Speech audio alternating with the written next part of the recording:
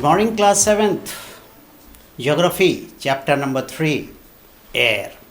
क्षिति, जल, पावक, गगन, समीरा. एयर के बारे में पढ़ना. समीर. एयर क्या है?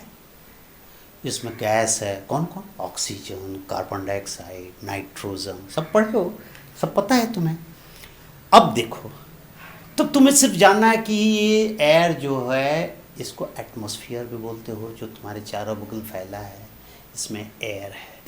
कौन कौन गैस है, सबसे पहले नाम जानना होगा तुम्हें, और वो कितना परसेंट है, मतलब उसकी मात्रा कितनी है. तो बुक्स में आपको दिया हुआ है कि सपोज करो कि सबसे ज़्यादा कौन है, नाइट्रोजन. कितना है, 78%. उसके बाद ऑक्सीजन जो हम लोग का मेन गैस है, वो कितना है, 21%. ठीक है. उसके बाद कार्बन डाइऑक्साइड बहुत कम है बेटा, 0.03%. ठीक है. उसके बाद वाटर वेपर है, 4% वाटर वेपर है. ठीक है. और गैस है, तुमको हाइड्रोजन है, तुमको नियॉन है, हीलियम है, क्रिप्टन है, जनरल अनेक सब. लेकिन उसमें से बहुत ज़्यादा हम लोग को मतलब है nitrogen, oxygen, carbon dioxide, hydrogen, water. Clear. ये पूरा फैला हुआ है हम लोग के चारों तरफ से. तो इसका खाली तुम्हें नाम लिखना है, जैसे क्वेश्चन कि name the important gases present in the atmosphere. नाम देकर नाइट्रोजन, ऑक्सीजन, आर्गन दे दो. क्लियर.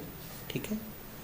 अब देखो, एक चीज़ पिछले बार जिक्र किया कि जो कंपोजिशन होता है, स्ट्रक्चर होता है, वो जो एटमॉस्फेयर है, एयर फैला हुआ है, ये लेयर पर लेयर है. ठीक है. तो ये लेयर ऑफ द एटमॉस्फेयर, तो मान लो अर्थ के पास पहला सबसे पहला है ट्रोपोस्फेयर. सिर्फ नाम जानना है आपको. ठीक है.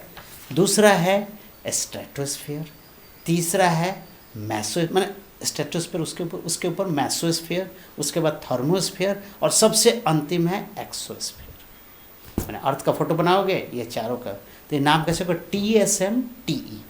TSMTE. T for troposphere. S for, मतलब देखते रहना, स्ट्रेटोस्फेयर, किताब में देखते रहना.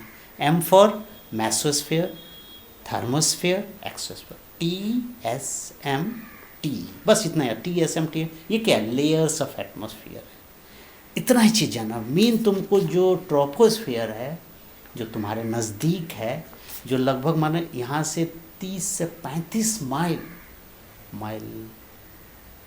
नहीं पढ़े थे. अच्छा चलो, किलोमीटर पढ़े थे. ठीक है. चलो ये कन्वर्जन करोगे.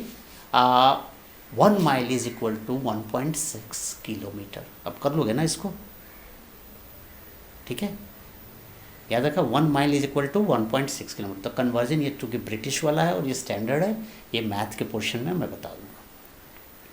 तो ये जो है 30 से 35 माइल, ठीक है, लगभग 50 किलोमीटर तक, यही तुम्हारे लिए इम्पोर्टेंट है. तुम्हारे इसी में सारे गैसेज है जिसे तुम्हें जरूरत है.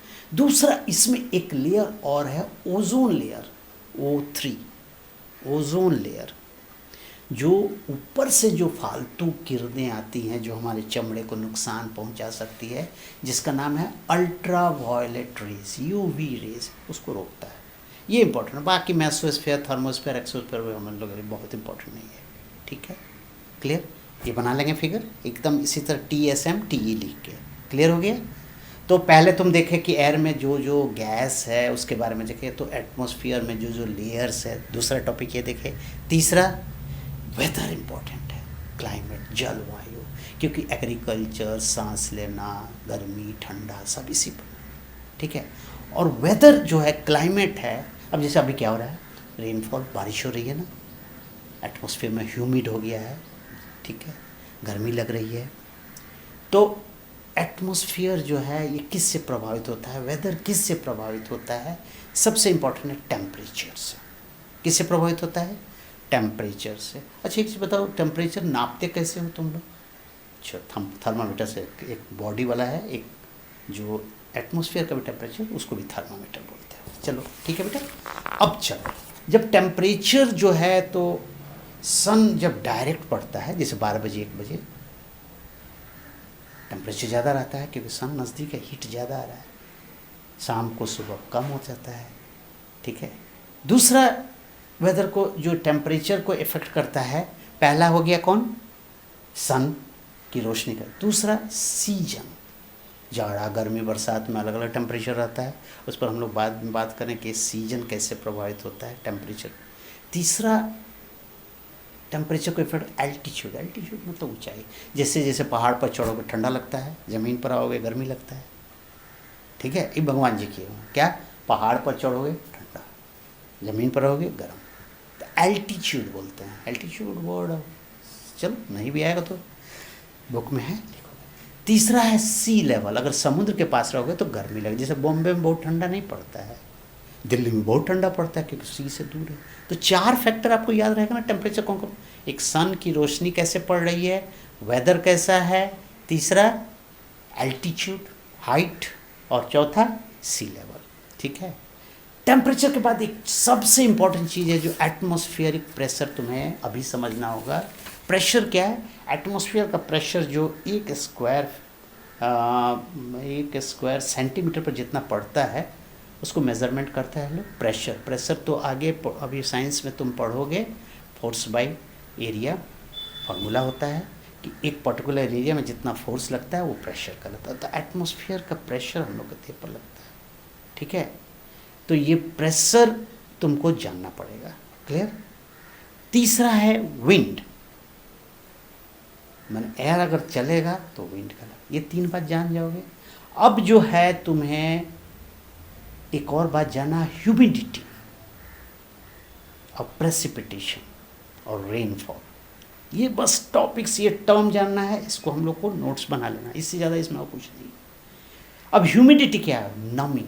जैसे मान लो बरसात हुआ तो गर्मी हुआ तो फिर वाटर वेपर फैला, यही नमी, आसमान में जितना पानी का मात्रा है वो नमी का है, ठीक है। और एक वर्ड प्रेसिपिटेशन, आसमान से जो भी गिरता है पानी के रूप में, मॉइस्चर के रूप में, जैसे पत्थर भी गिरता है, रेनफॉल होता है, इसको प्रेसिपिटेशन, ये वर्ड बहुत आएगा आपको, प्रेसिपिटेशन बुक से स्पेलिंग। बस इतना ही चीज़ है। एक है टाइप ऑफ रेनफॉल है, इसको अगले लेक्चर में डिस्कस करेंगे, और साइक्लोन, 2 चीज़। अब आप चैप्टर पढ़ेंगे, ज़रूर पढ़ेंगे, और जिस तरह से हम बताए हैं उस तरह से नोट्स लिखें। जिस तरह से बोलो खाली खोलना, सुनना और उस बात को लिखना। तो पहला क्या करोगे, एयर में कौन कौन गैस है। दूसरा क्या करोगे कि लेयर कौन कौन है एटमॉस्फेयर। तीसरा क्या करोगे कि वेदर जो है टेम्परेचर से कैसे प्रभावित होता है, कौन कौन फैक्टर। उसके बाद प्रेशर है, उसके बाद विंड, ह्यूमिडिटी, प्रेसिपिटेशन। बस इतना ही चीज़ तुम देखो, इस चैप्टर का बहुत कुछ करो, ओके। हाँ, अगली बार मैं टेम्परेचर का कन्वर्जन बताऊंगा, वो तो साइंस की चीज़ है लेकिन तुम्हें जानना चाहिए, क्योंकि नाम सुनेंगे फ़ारेनहाइट, सेल्सियस, केल्विन, ये सब सुनोगे तो मालूम है। दूसरा एक चीज़ है एटमॉस्फेरिक प्रेशर कैसे नापते हैं, इसको देख लेंगे। और प्रेशर नापने के लिए जो यंत्र है उसको बैरो